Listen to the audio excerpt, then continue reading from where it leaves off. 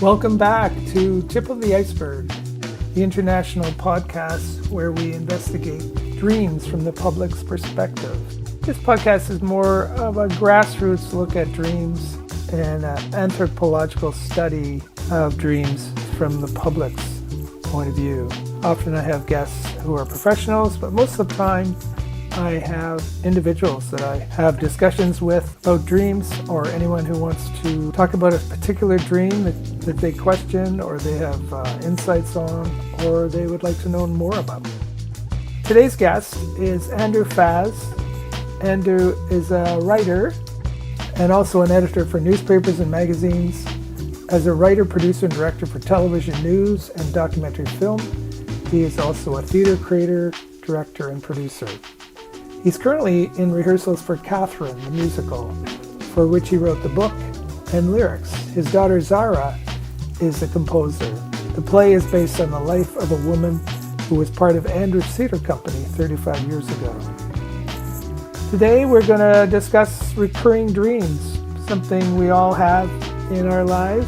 Sometimes they're things that just keep coming back and knocking on our consciousness to perhaps pay attention to them.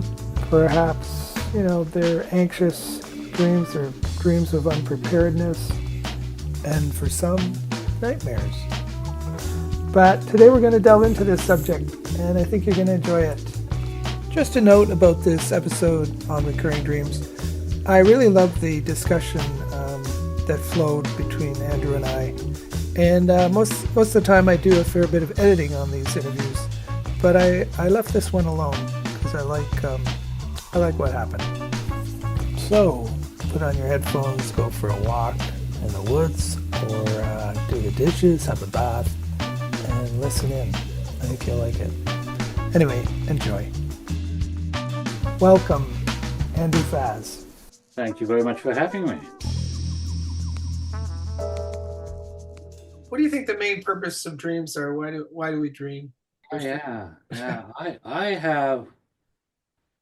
have no idea. I mean, I don't even know what a dream is, in the sense that, like, how is this thing being created? That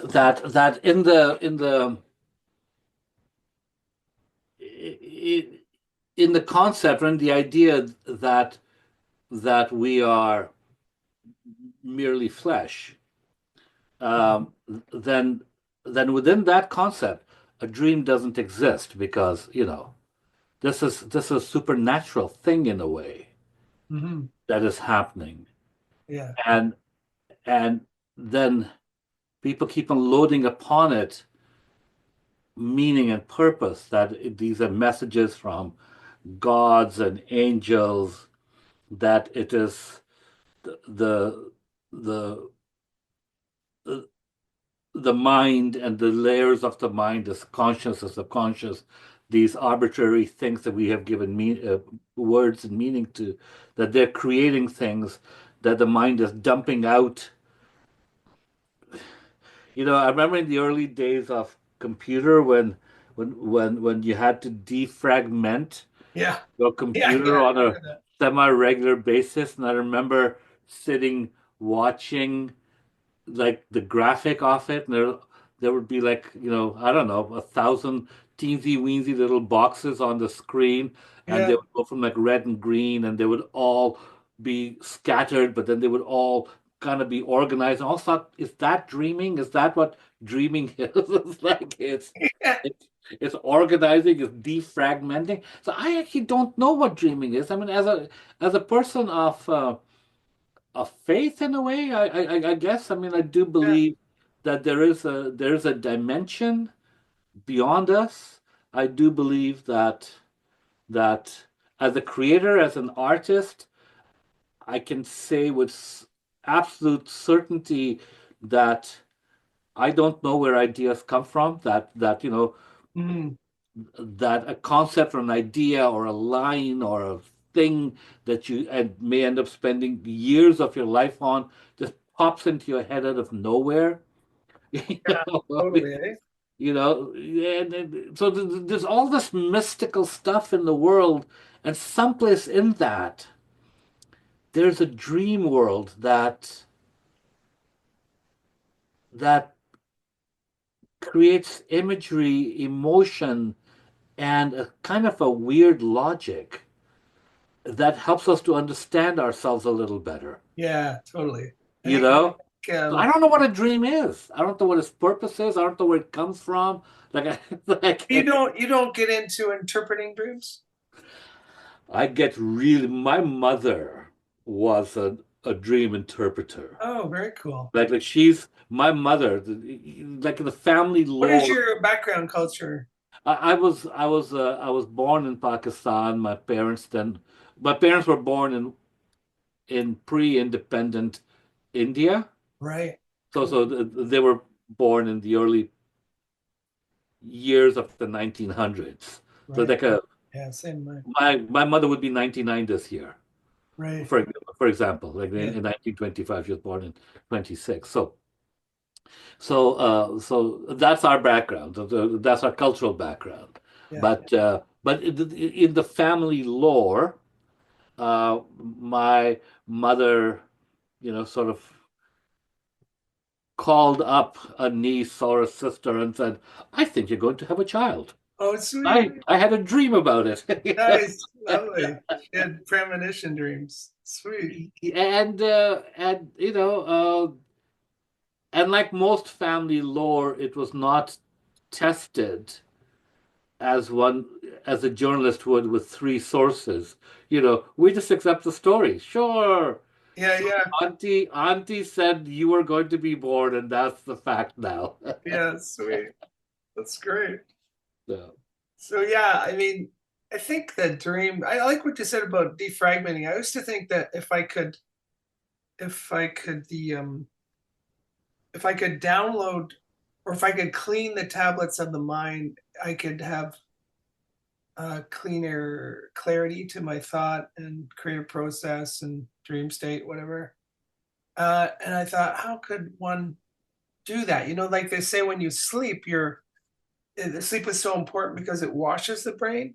There's a liquid that comes out in the brain that actually cleans it. So it's kind of a similar theory that it's being cleaned. But I think with all the input we have at this age in our 60s, we have so much input in our brain or psyche that it'd be interesting. I guess that's what happens with people with dementia in a way. It's gone, a lot of their recall is gone, and they get fragments of it that come up out of the blue. They relive experiences. I hear. I uh, I worked on a project with a lady for years. It didn't go anywhere. And it's too bad. It was a really good project, but it dealt with dementia, and Mhm. it dealt with because she at a certain point in her life worked with people who had dementia, Yeah, and the one theory that the reality that a person with dementia is living inside of, that reality is perfectly fine. yeah, yeah, If you're, you know, that if they want to believe that it's 1967, what's the harm? yeah, yeah. I know. Well, the harm is to me and my ego Yeah, because they don't that reckon it. mummy, auntie, granddad don't remember me. Yeah, But once I get over my ego, if yeah, I get over my ego, and so I always like yeah, that idea that it's a really, and sometimes think, like the dream state is that alternate reality. yeah, It's like, oh, it's like it's like when you're driving and you get home, then you're lying in bed and you don't remember that you just spent an hour in the car. Yeah. Like you don't remember driving, you just remember moving and arriving, and that scares you, and then you have these sort of dreams or maybe thoughts about all the things that could have gone wrong. Yeah, I know. It's such a blessing. People take it for Right? granted that driving it's we do it all so automatic when we've been Yeah, for 40 years, but it's such a blessing that so much can happen on a road and so much. yeah, and and in the same way, you have um, like you may return. It's like that movie Sliding Doors. Yeah, I heard of that. Remember, it's Yeah, like I never every saw it, but I heard. decision you make becomes another reality. Yeah, yeah, yeah, And sometimes the dream state is working out those realities for you, yeah. That's good. I like that. right? It's like, if I had said hello to that redhead in Kamloops in 1983, I I'd would not be talking to Michael O'Hara in be 2005. living in Vancouver, BC, You know? Alberta. That's great. I love that. And I find that there's an exercise of recounting your day in reverse, and like you just drove, but you recount it in reverse. So you're lying down. I've mentioned this on the show before, that you recount everything from the moment I was just up getting dressed for bed, moment I was brushing my teeth. Before that, I was talking to my wife, partner.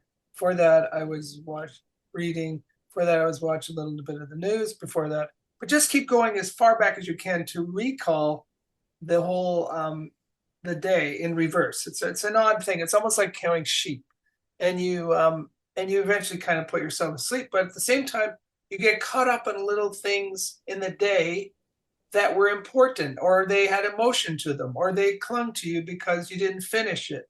And that's how dreams can manifest too, like kind of a basic cleaning of the tablets of the mind dreams that come up in your dream state that are little fragments of the day.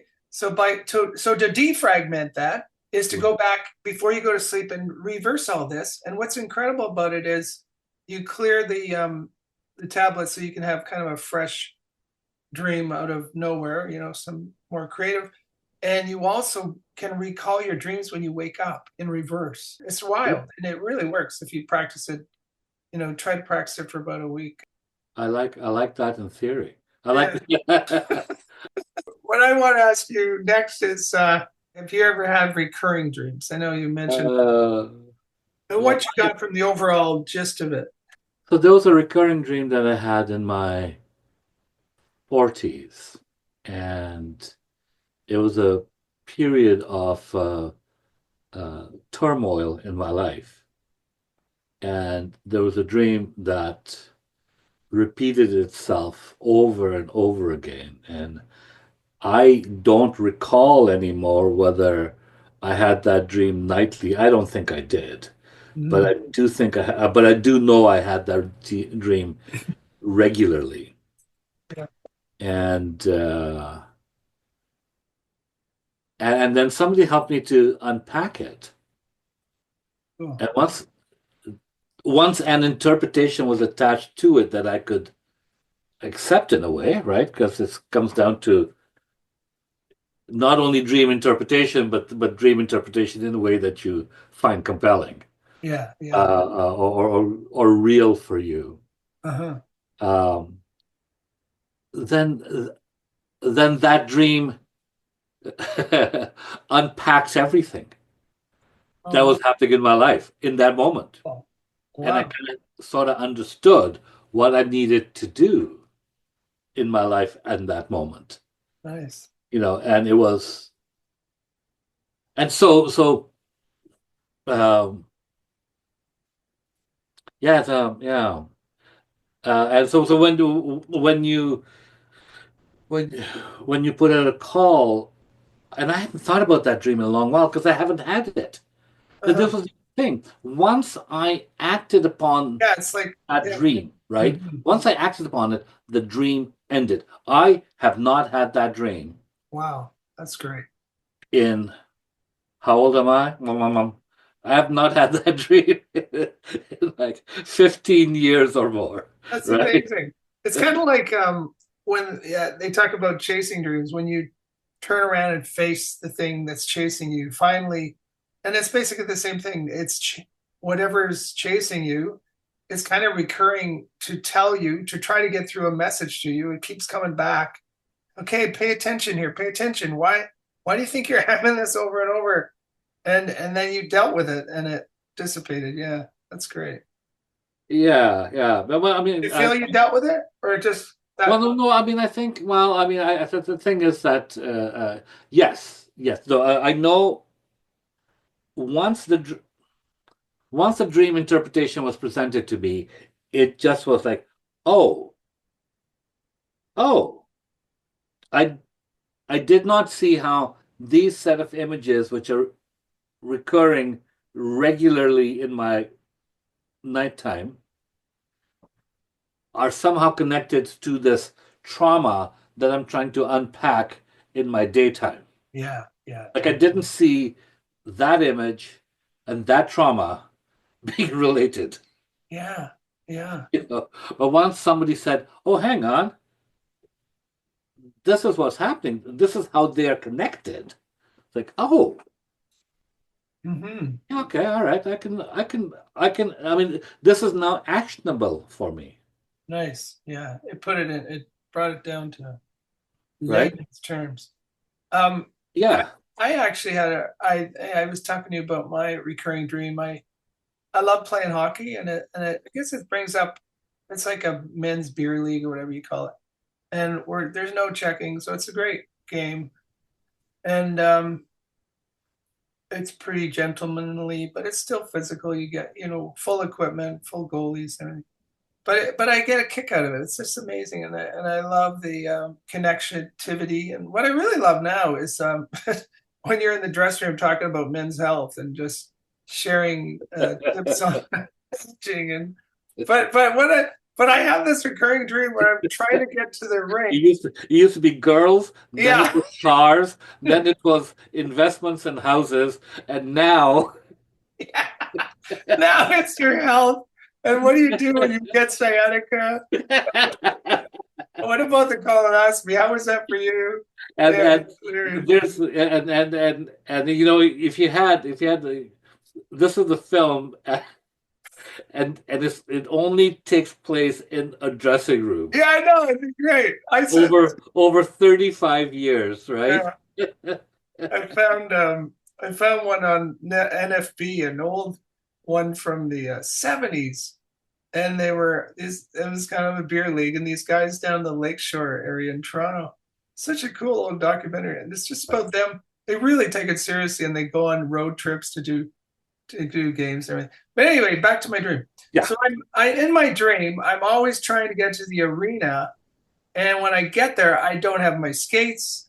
I get there, I get my skates on. If I have my skates, I get to the ice, and there's no ice, and it's this anxiety dream of it's kind of like the classic "I am not prepared" dream, which people have when they go on stage, they don't know their lines, or they're giving a talk in their executive suite and they don't know what the heck they're talking about, and they're not prepared. So there's all kinds of, you're in school, you're doing an exam, you haven't studied for the exam. So it's kind of similar to that.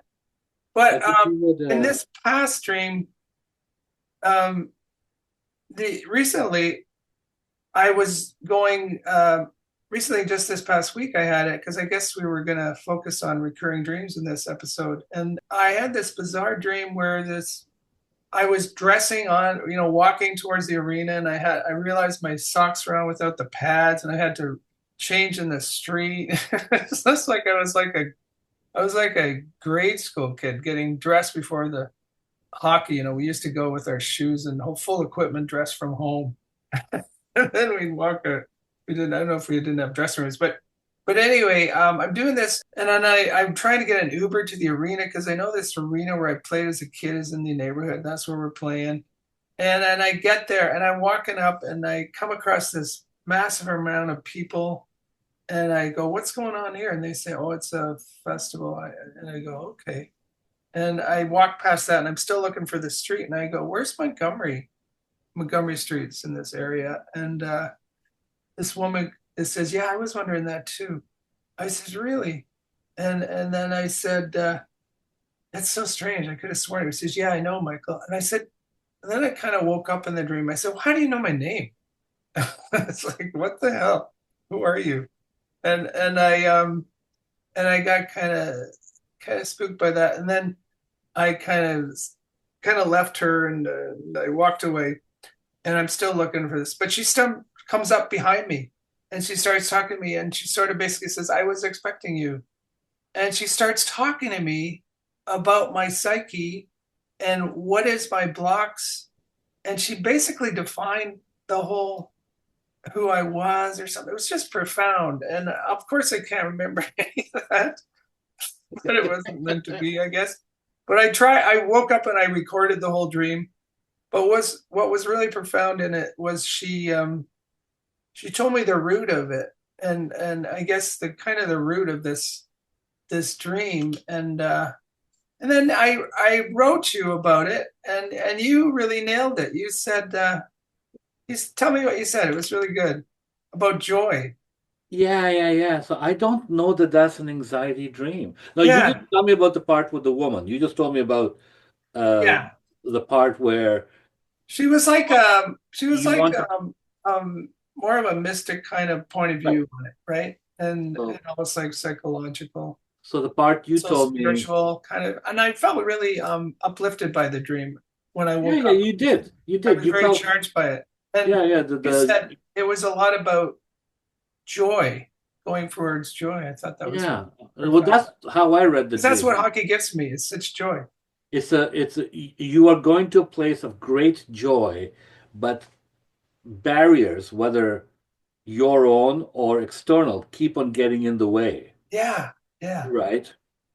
And in many ways, my recurring dream of years ago in my traumatic that dream is not unlike that one, Hmm. not unlike this idea. So maybe I'm conflating my dream to your No, dream, it made sense to me. I really, but but it is a but it's lot of joy. about I read your dream as kind of I want to find some joy, or I'm going towards a thing that gives me joy, Yeah, and I'm distracted and by it there's all these constantly. barriers, and it could be.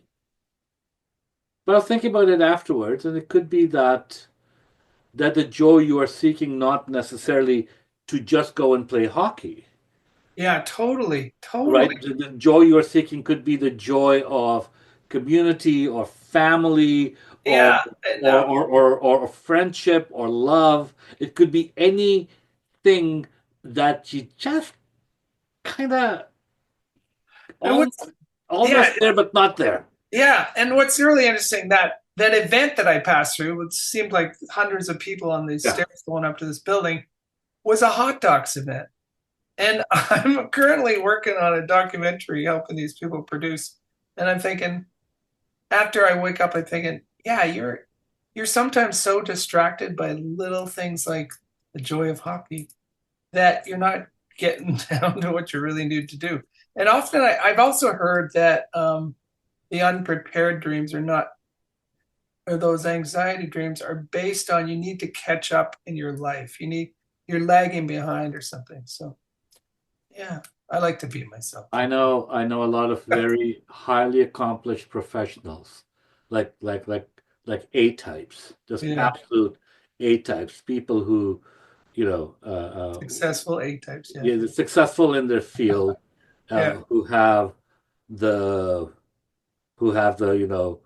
oh my goodness, there's a test in half an hour and I'm not prepared. yeah, yeah. Exactly. And I think for that person, that dream is not an anxiety dream, Uh, right? It's not because that's not an anxious person in the sense that, yeah.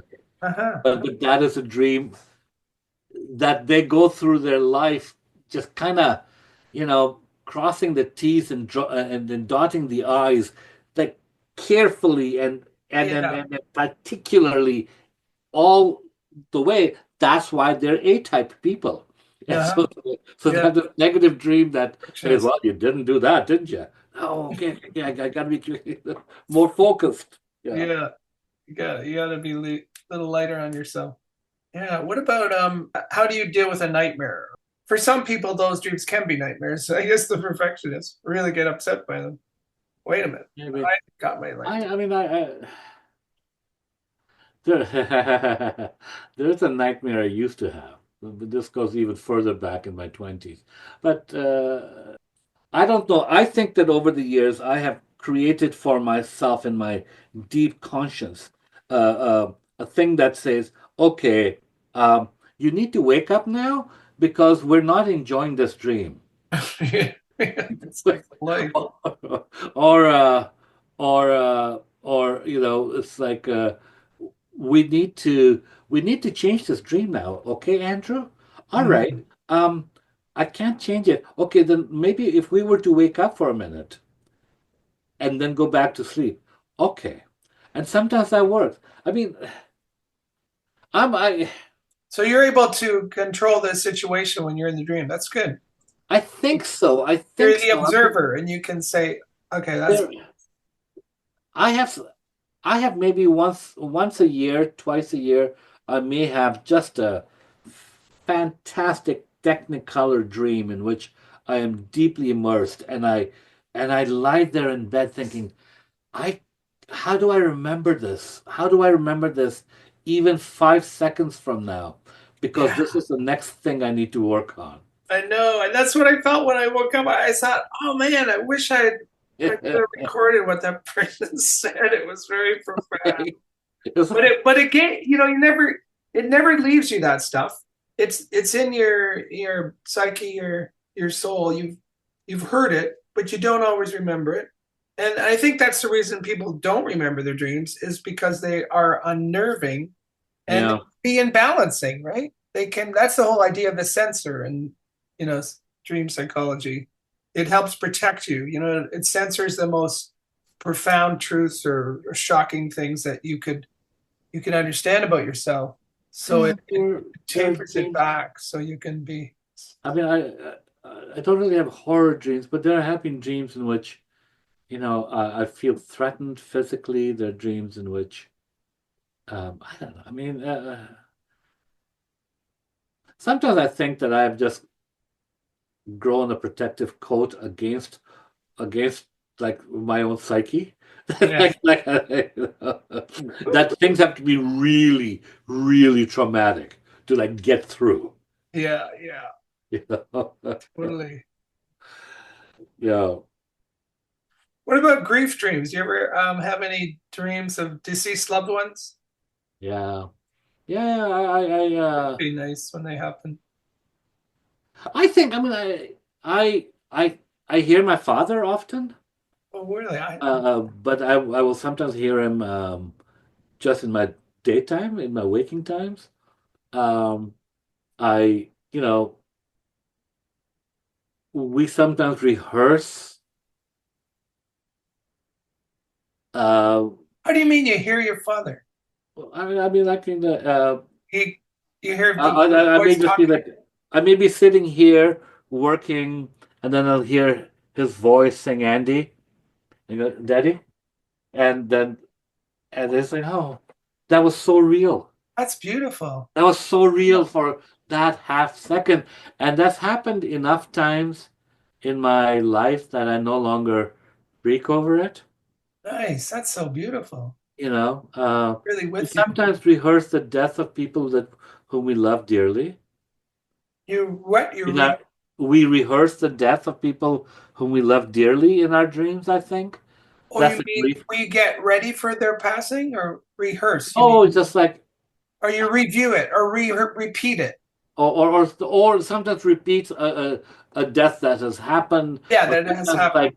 it's like oh my god. Rehearsal sounds like it's going to happen, but I don't know. In a Yeah. way, it's like I cannot abide a life without a certain person in my life, Oh yeah, yeah. and then you suddenly find yourself in a dream that is just you're at the bottom of that reality, where you're now in this world where this person whom you love dearly, a friend that you had for 40, 50, 60 years, or It's a gone. lover, or a Yeah. partner, or a child, or like whatever, like the extreme grief of Wow. loss. And they're still alive in this life. And it's still, and you just Wow, sit, that's profound. and you're in that. It's almost like a preparation, don't you think? Well, that's what I said. Rehearse, Kind of scares you. you, and it's scary, and Yeah, that's scary. I don't I like don't that's a like bit of a it. nightmare. But Yeah, it is kind of a blessing to prepare you, but no, interesting. You don't want to you don't want to know that. no. Yeah. I mean, You don't want to admit that. Nobody does. It's sad. But it's a cycle of life. We all know that. it is a cycle of life. We know that none of us are going to get out alive. Yeah. You know, and we know from from mythology and from storytelling that immortality is a horrible curse. Yeah. Yeah. You Yeah, know, true. We don't need to that. We don't need you to know, but we all want just one more something. Yeah. We want just one more hour with somebody. We want just one more, you know, Yeah. I just want I just want to taste that cake one more time. Yeah, I know it. You think we must be able to come back for the taste of that cake or the taste of an amazing coffee? These are the things that cling to your.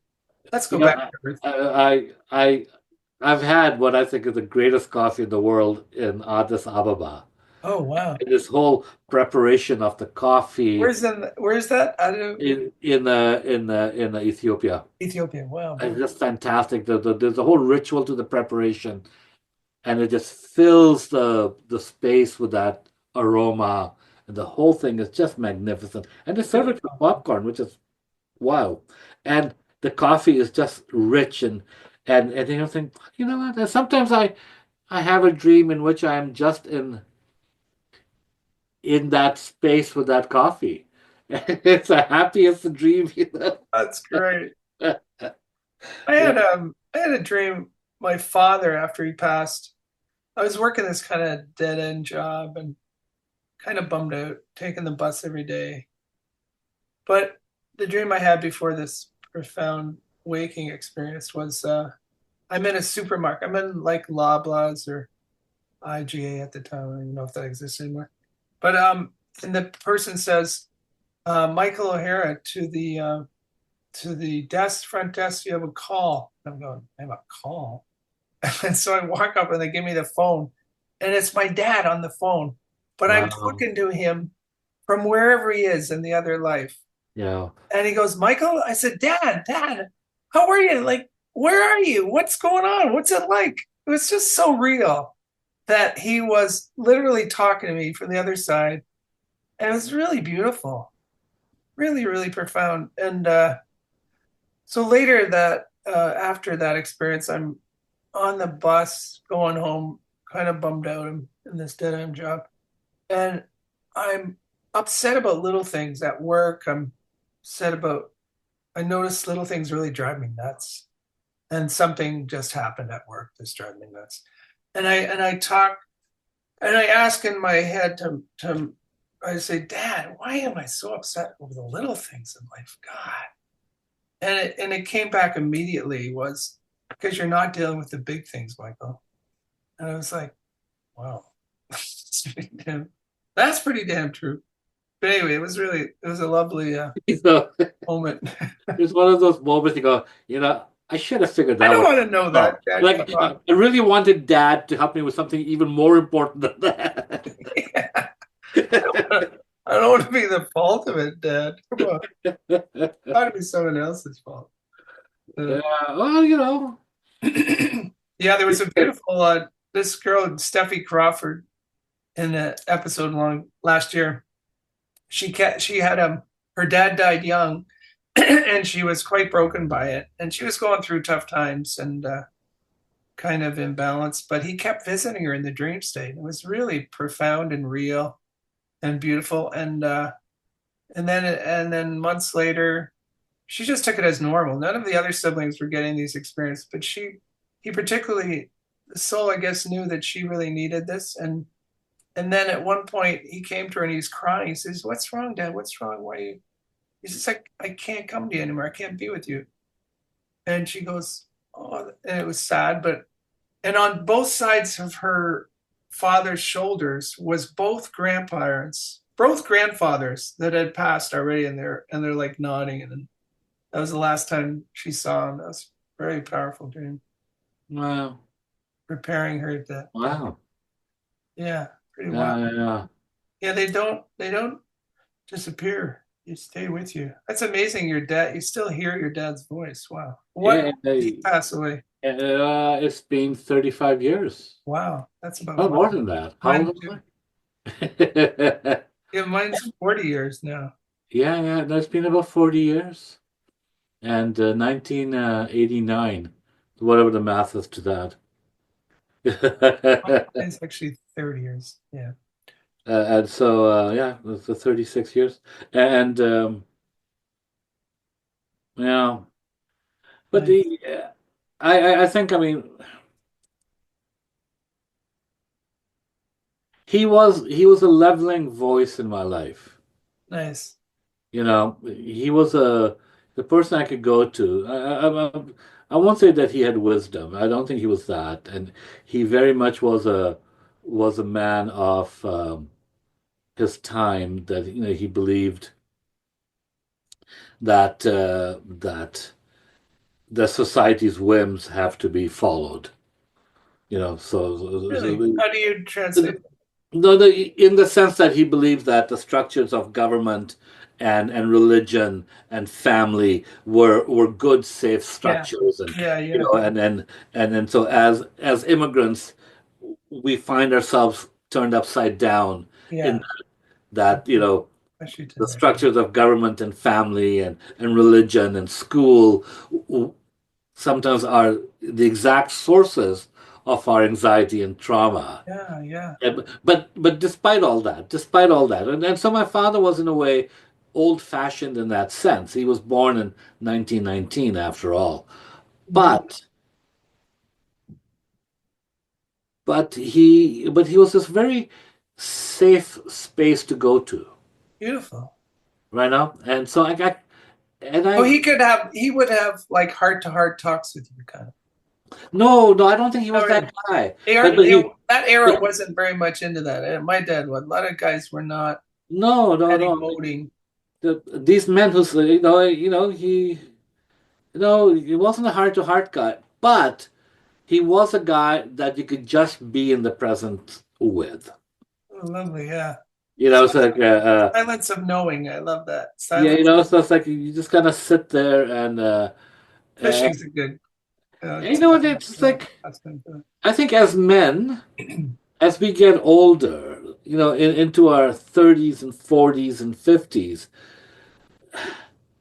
we don't have a lot of people we can turn to say, I'm struggling in life. Yeah, that's what I love about the hockey group. Right? No, I know I was What's about to kind of connect to that. yeah, Yeah. what's kind of ironic about this discussion right now is my dad and I, hockey was the biggest connection I made to him. There you go. You know. Pretty wild, yeah. Yeah, yeah, I remember every Wednesday and Saturday we would sit and watch the games together. yeah. And he was really into hockey. I did this great little posterity documentary on my mom and dad when they were in their 80s, Right.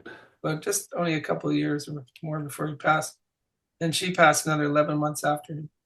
But yeah, it was quite lovely. And I interviewed each of them separate in their lives growing up and then together as a married couple. And he talked about how he was really into it. And he played. Would have been fun to play with him. I But wish I had done that. I wish yeah. I had done that. But then at And the he same also talked about, I said, Dad, did your dad ever have any heart to heart talks with you? And he go, no, my dad never did that. And I thought, and I realized in that moment, you're only as good as the way you've been fathered, right? You try to do your best, but that's how he grew up, And he also grew up with a lot of sisters. Right. Didn't have a lot of man-to-man experiences with his. No, so, He so had more. He was more. He had more connectivity with the daughters of the family. I have seven yeah. siblings in our family, or six, seven kids, and we're four sisters and three brothers. But yeah, he was just the most joyous and humorous, amazing sense of humor. He was Right. like, that's like one of the greatest gifts he gave us was a sense of humor, and it's a Right. great survival skill, I'd say. And It is. my mom gave us faith, the other great survival skill. But yeah, it's pretty sweet. But he was a great guy. But yeah, it's funny how you go after that connection, and I still do with the hockey. It's kind of fun.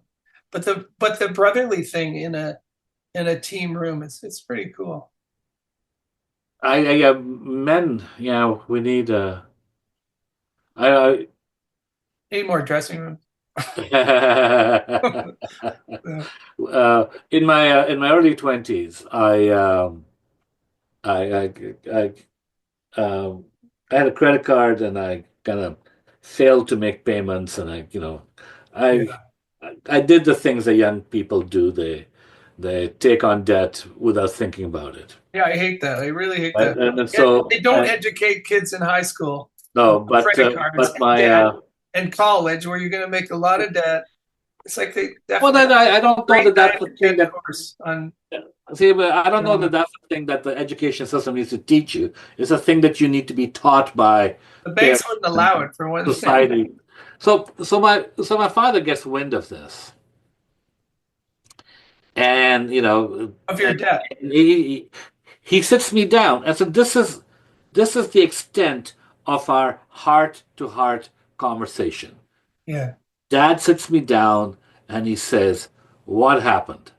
And I said, Sweet. uh, I had this credit card and I really, and we talked about having the credit card. And he said, did you realize that you had to pay it off? I said, well, yes, but I guess I kind of lost control of how I used it. He goes, yeah, you did. And now you owe all this money. Do you have the money? And I said, no. Jesus. That's what credit cards are for, Dad. and, That's and he terrible. said, right. So what are you going to do? How are you going to resolve this? And this was our heart to heart That's conversation, beautiful. right? Yeah. And it was problem solving, Great advice. and it was thinking about responsibility, Yeah. like it was all those things. But It reminds you of the It's a Wonderful Life at the dinner right, table with but Dad didn't chide me. He didn't say you screwed yeah, up. He yeah. didn't do this. He didn't do that. He just Just said take care of it. he said, well, I mean, Did he bail you he out? No. I screwed up, and now we're going to resolve this together. Oh, That yeah. was, That's lovely. He and I did think it. no, and that kind of that I could have used even that kind of heart to heart in my mid 40s. Yeah, yeah, exactly. I could use it now. Like, Yeah, okay, you know, just somebody to sit down with and go, all right, so you screwed up. yeah.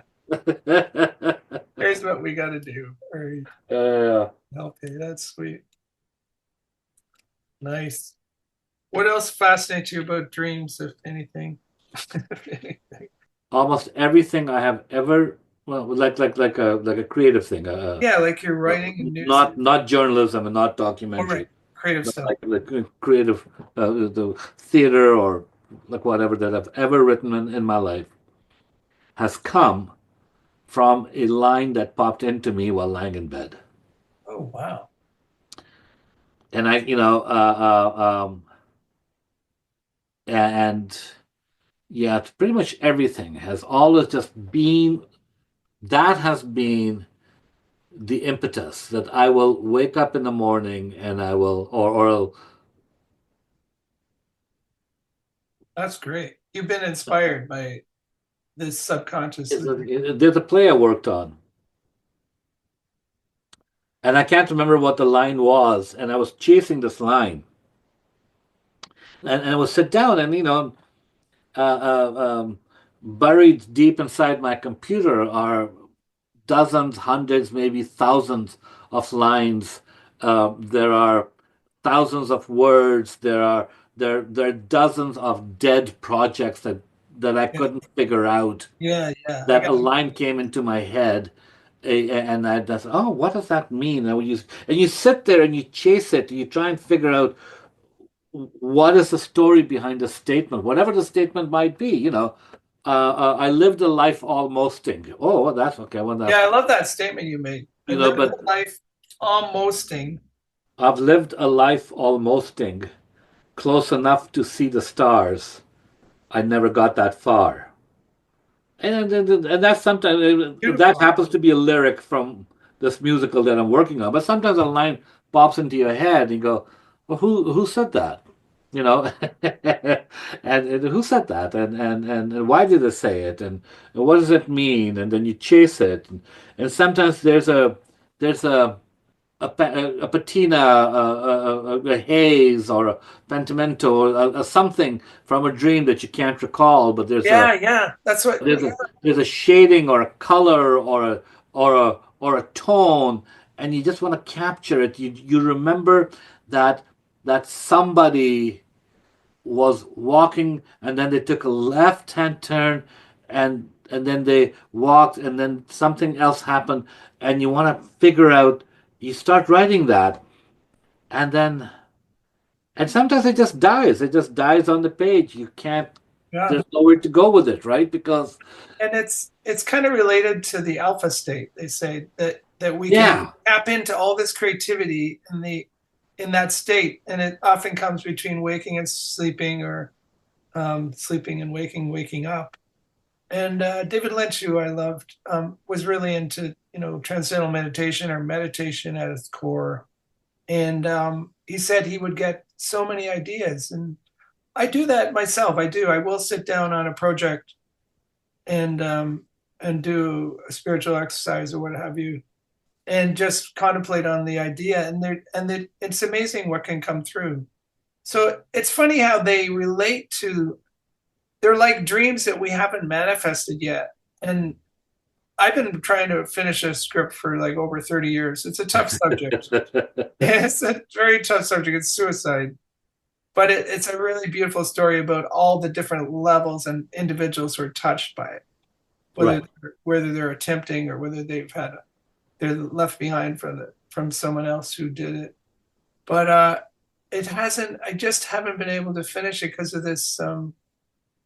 Just haven't been able to find it, and I think it's like it's possibly part of the psyche I'm not willing to go deep enough into yet.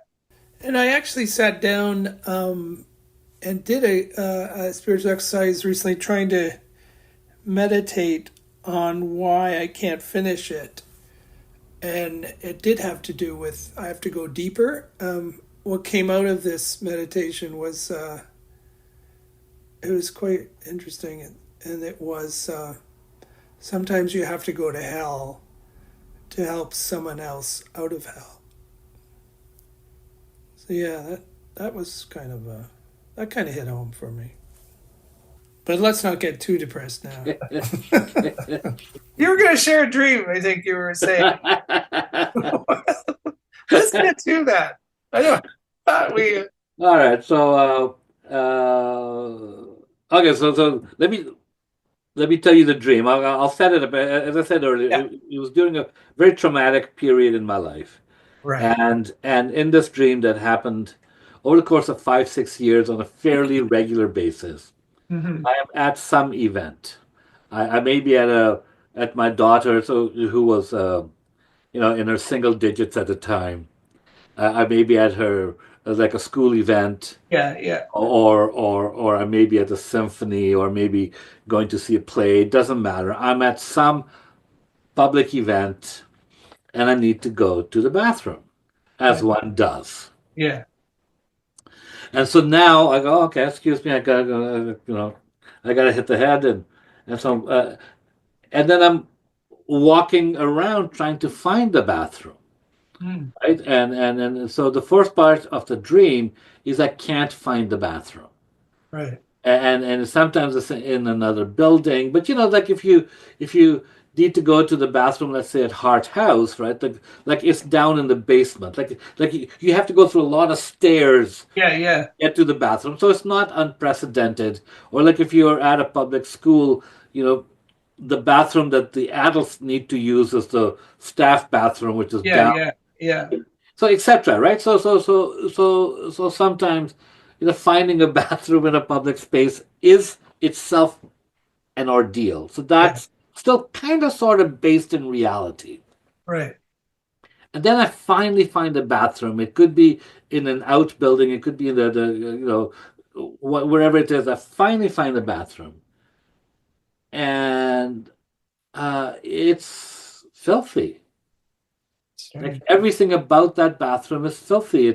There's water running. There's stuff, and and I can't really stand at a urinal because the water is up to my. I can tell the water is high, and I can't really use a toilet and um, Right.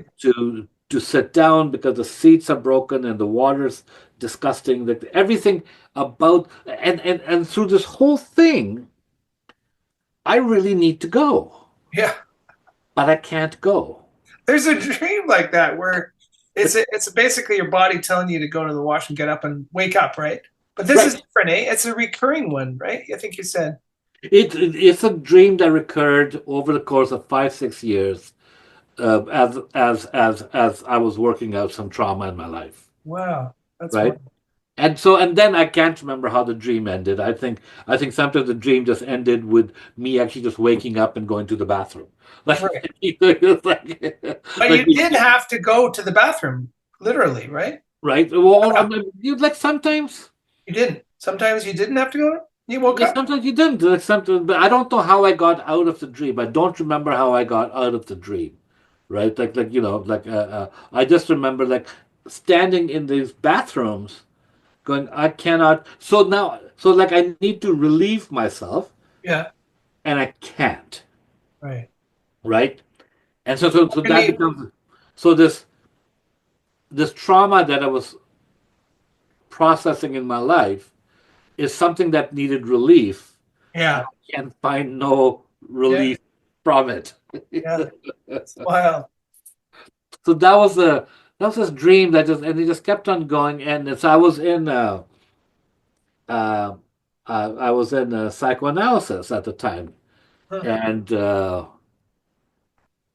and the psychoanalyst connected this dream in which I'm walking around trying to piss, and I can't piss anywhere. Like I can't even find a tree to piss at. Like like I can't do that, Uh, right? And the psychoanalyst connects that to the source of the trauma that's in my life. yeah, if it's I recurring, it's definitely related, I guess. It's recurring. and and once that was it, it's like, oh, okay, so um, people who are very meaningful to me are the source of my trauma. Hmm. And then what I need to do is disengage from the people who are very meaningful to me. Yeah. You want to release Yeah, this uncomfortableness in your body, and it manifested in the dream as, urination or waste, the waste of your body wanting yeah, to get out. yeah. And it was making you highly uncomfortable and you had no relief from it. Yeah, it's very related. I can see that. That's cool. And so once I did that, once I disengaged in my life from people who meant very much to me, It's pretty hard. it's a decision I regret every day. Wow. It's a decision I made about 15 years ago. It's one Hmm. that I regret every day Wow. because I miss them. But But you can urinate fine now. No, sorry. Sorry, that's terrible. That's wild. That's amazing. yeah, something like that. Something like that, right? Yeah. Yeah, yeah. Wow, that's pretty wild. Yeah, we have to do certain things to live a more peaceful life. I think, Is that what the core was? Having a peaceful life? well, I mean, I think, I think, I think dreams direct us towards action we need to take, Yeah, yeah, you totally. know, and then we have to decide. I chose a really radical response. Yeah. Hmm. And but the thing is that it hurt a lot of people. Yeah. People whom I love. I regret it regularly, daily. Um, and but and I did it for the sake of my well-being. Hmm. But I know lots of people who are in trauma over in their life over people whom they love dearly. Yeah, it's true, eh? And You they can't, know exactly what they need to do. yeah, it's very difficult. And they choose not Tough. to do it Yeah. because that too is the right answer. The Yeah. right answer is also Either of them. Yeah. to keep the company of the people whom you love dearly and to process to find alternative ways of dealing with stuff in your life that you don't, right? That Yeah. too is the right answer. Dreams point us to some of these crossroads that we need to get to. Yeah, totally. Totally. Thank you for sharing that. Um, we kind of brushed on that subject earlier, and I wasn't sure you wanted to get all the way into it, but thank you for that. I think a lot of people can relate to that for sure. We've all got we've all got trauma, and we've all got tough relationships that we cling to, but sometimes we have to let go. Or sometimes we just have to find Yeah, healthier avenues than the one I did. healthier. Yeah, Yeah, I'm not claiming at all that my response was the right one, other right. than to say, it's like that's what I did. Yeah. And then I'll have a dream tonight that'll just slap me in the side of the head. It'll be like, no. Your dad will come to you and slap you inside. That's Andy, stop it. He called you Andy? Well, I am Andy, yes, to Yeah, to to family, yeah. yeah. So what about healing relationships and dreams? That was kind of healing and helped to get to the core of it, didn't it? Yeah, I think, I mean, the other thing that dreams can sometimes do is it's like, like in your dream where in your life where you are snapping over small details, Yeah, right? And then the dream you are told you're, you're fussing over the small stuff because you haven't dealt with the big stuff. Like, yeah, that was just came through. and so, so there you are given direction in your dream Mhm. as to, hopefully all these phrases mean something to you. Small stuff, big stuff, dealing, Yeah, hopefully yeah. like the stuff means something to you. Mhm. Uh, but there's a dream that says to you, hey, or the dream could just be saying, um, I know looking back that my father's death derailed me. Yeah, true, right? Right? And I wasn't yet we 30. bury it, but we can't bury what's Yeah. really at the core. I wasn't yet 30 and I had to carry a lot of stuff on my shoulders. Yeah. And and I didn't have him to help me with it. I know it's true, and I was the only one in town that kind of really helped with the arrangements of the funeral. It's pretty wild. The youngest son or the youngest child. It's kind of interesting. I needed to do that. to man up Right. to man up in my early 30s, mid 30s. Well, there's nothing wrong with manning up. Yeah.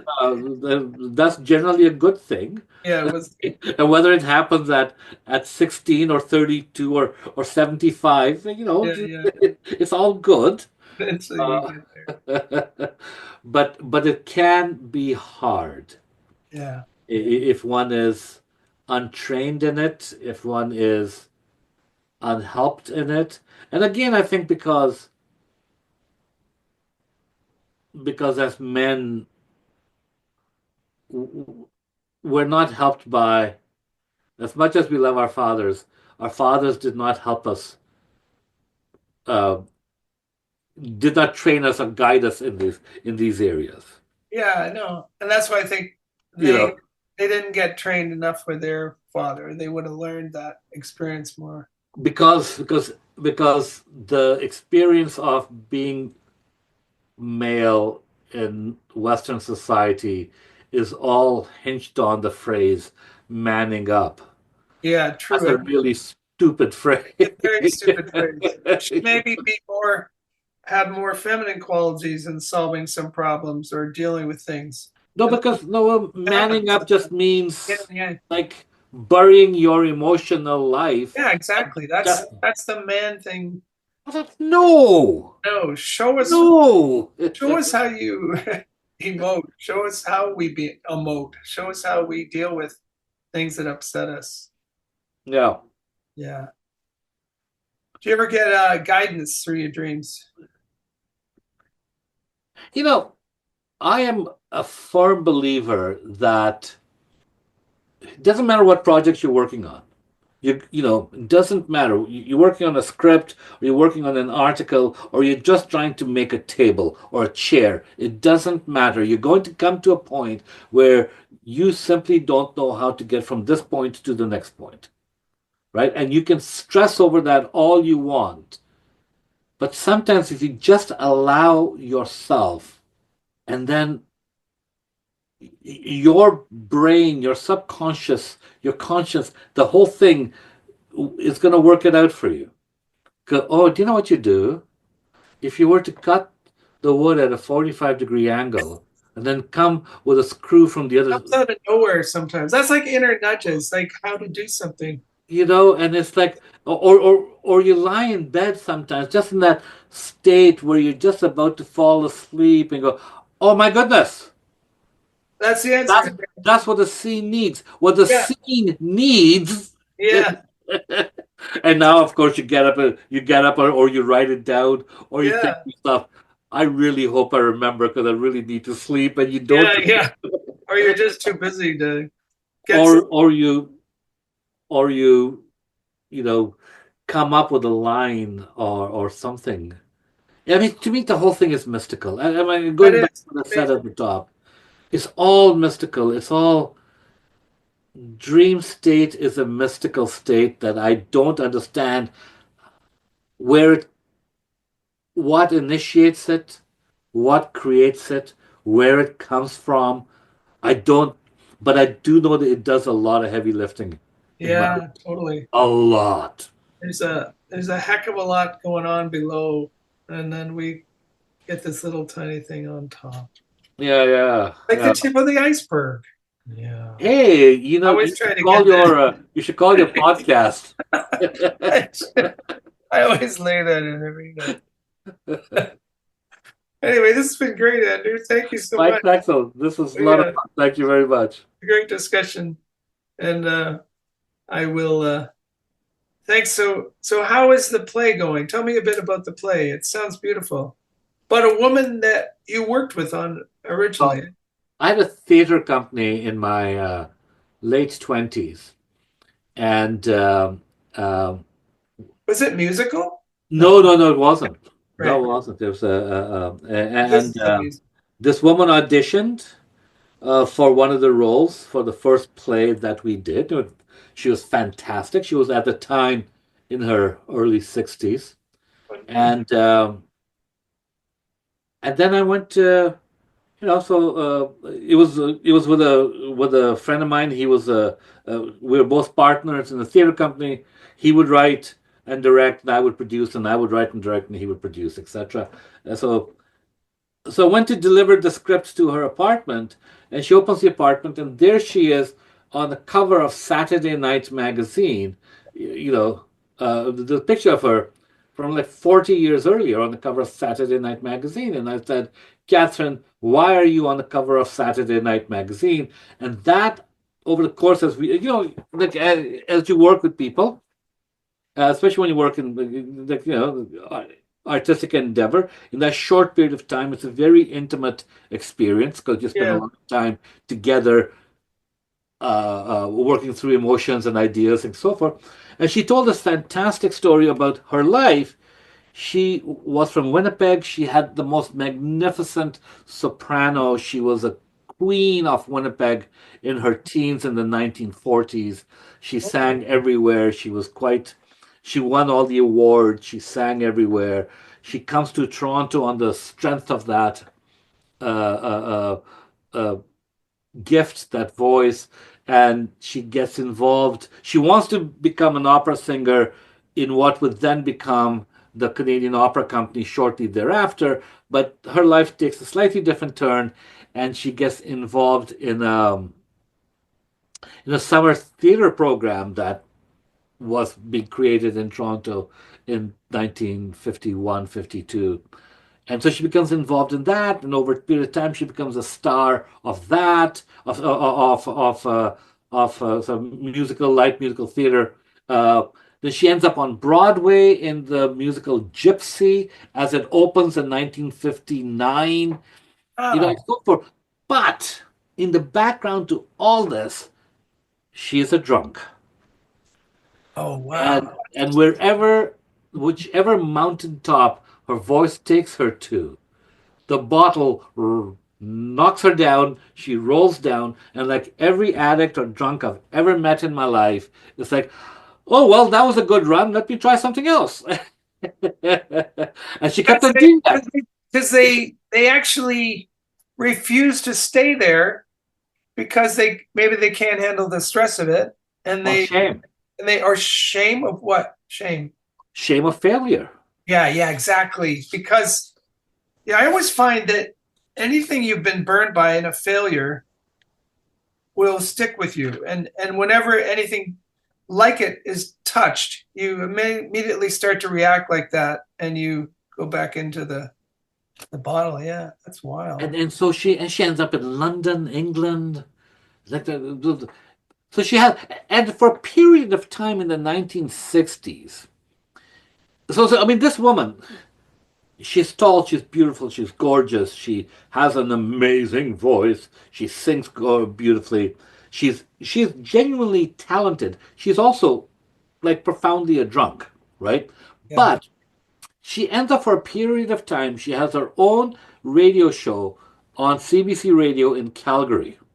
Wow.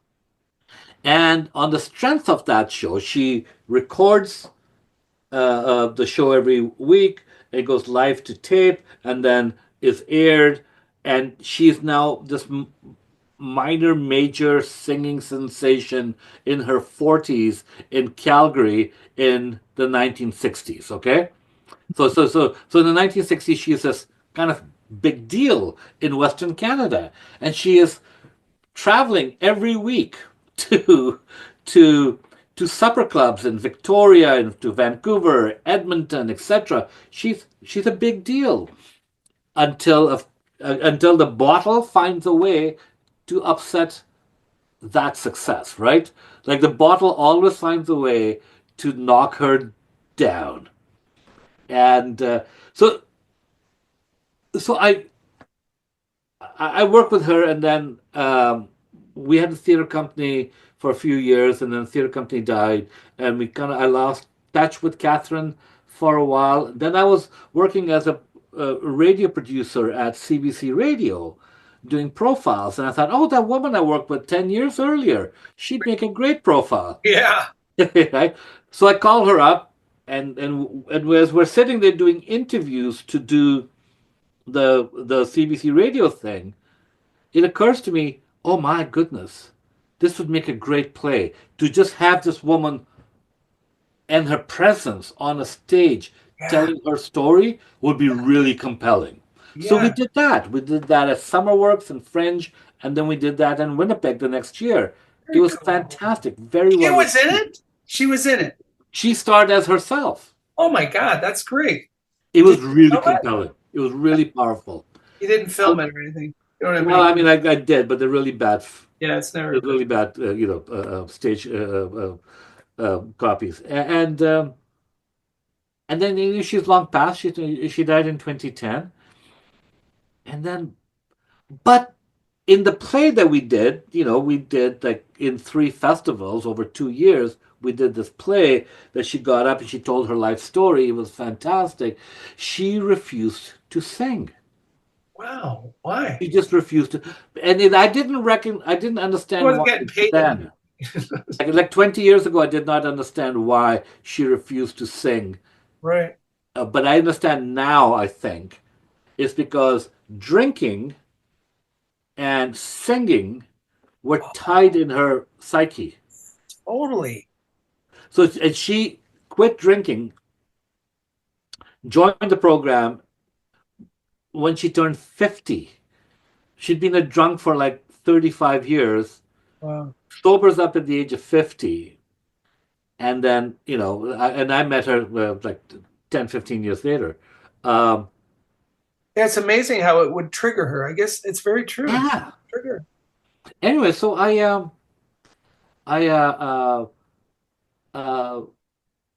sometime during the pandemic, I sat down to write the story again with obviously, I mean, not Catherine, because she's passed away and she would be 100 now, with another actor performing as Catherine. Yeah. To tell Catherine's story, which I thought was a very interesting story. And we didn't tell the whole story on the stage back then. And I thought what I would do is I would simply take the script I had from 20 years ago and insert into it my encyclopedic knowledge of the great American songbook. Oh, wow. And that was my intention. And I realized that my knowledge is not that encyclopedic. In fact, it's quite pathetic. It's strictly no one else. And I kept on thinking, I remember talking to Catherine once, and I said, Catherine, what was it like being on Broadway? Like working in New York on Broadway. It was also in the early days of television. Yeah. Right? And she said, oh, Andrew, you have to imagine a whiskey-soaked, cigarette-soaked voice, right? Which was sober by then, but the voice has still been soaked in whiskey and in cigarettes for decades. And she said, oh, Andrew, I was young, I was beautiful, and I was on Broadway. That's great. And I couldn't find a single song that said I was young, I was beautiful, and I was on Broadway. So I wrote that song. Oh, sweet. Lovely. And that, next thing I know... the line, the almost one? No, that's from a different song.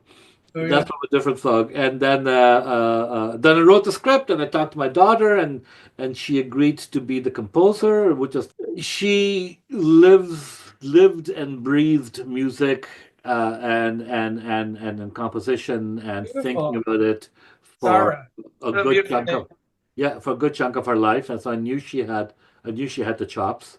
Wow. It was and she did it. She's done amazing. And then and now we're in rehearsal, and we are in this process where everybody who's involved in the project is now deeply engaged in it, has a sense of ownership over it, and I love it. Wow. How do people get in touch with you if they wanted to contact you? Oh, that's an awfully good question. I am eminently Googleable. Okay, yeah. Andrew, Faiz. Faiz, and I'm on a variety of different socials. Yeah, Facebook, you can Instagram. find me. They're all under my name. Faiz. Faiz.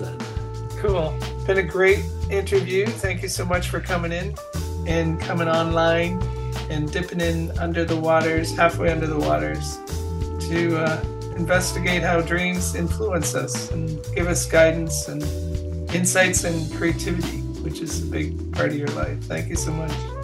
Thank you, Michael. It's been a lot of fun. Thanks, man. Be well.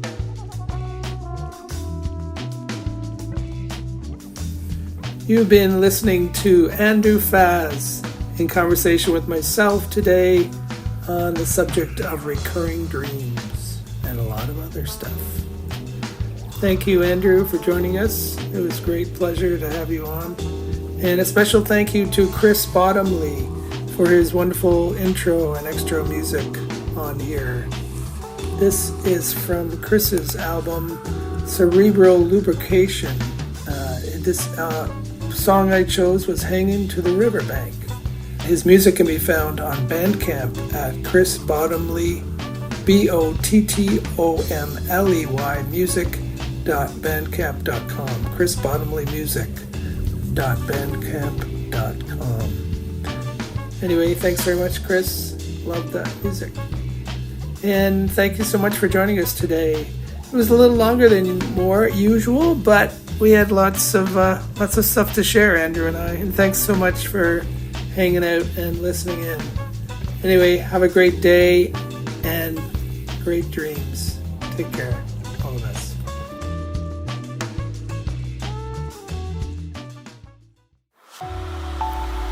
This has been a Waking Dream production. Copyright 2025.